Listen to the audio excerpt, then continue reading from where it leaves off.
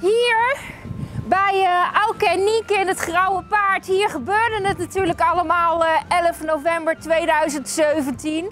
5140. Tot diep in de nacht hebben we gefeest en gezongen. Het is een dame uit Arnhem, Sanne Verhoef. En ze is over 2 uur hier.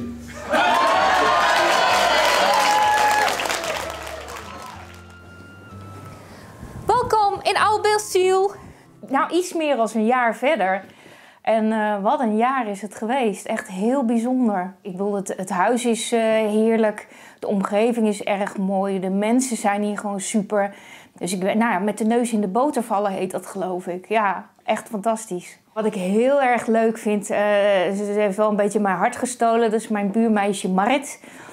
Ik had van de zomer gewoon lekker de deuren open. En in één keer trippel. Komt dat kleine mooisje, komt met haar tekenboek en de kleurtjes aanlopen. Gaat lekker hier aan tafel zitten. Nou ja, we klessen best een beetje. En op een gegeven moment denk ik, nou, ik heb nog weer genoeg gekleurd. En dan gaat ze weg. Doei, tot de volgende keer. Nou, ze heeft hier ook al een keer lekker pannenkoeken gegeten. Nou, die onbevangenheid, dat vind ik gewoon echt heel erg leuk. Ja.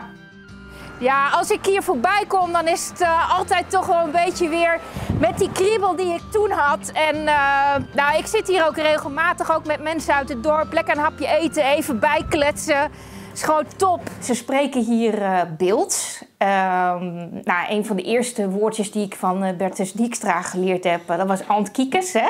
Tot ziens, zeggen ze dan hier. En nou ja, in Sint-Anna kan je ook wel Beelds les volgen, maar dat is iets voor later.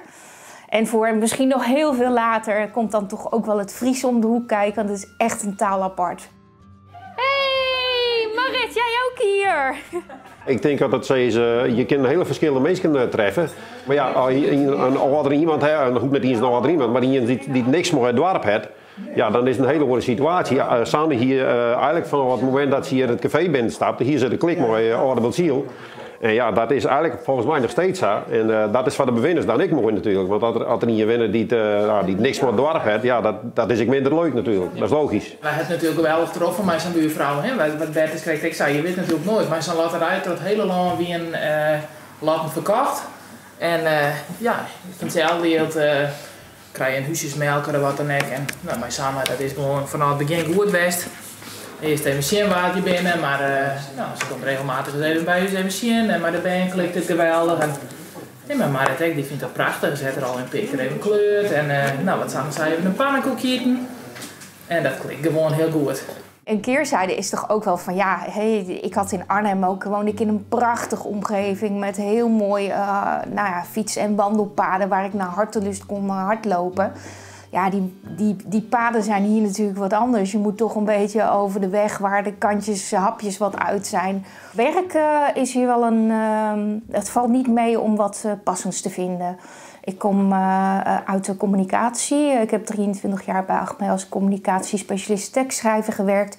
En ik zou het liefst gisteren nog willen beginnen. Dus nou ja, een gesprek met mij heel graag. Dan vertel ik graag wat meer waar ik naar op zoek ben. Nou ja, het waait hier altijd. Ik vind het gewoon heerlijk. Het is een beetje het hoofd leegmaken en je krijgt er lekkere rode wangen van. Dus ja, top.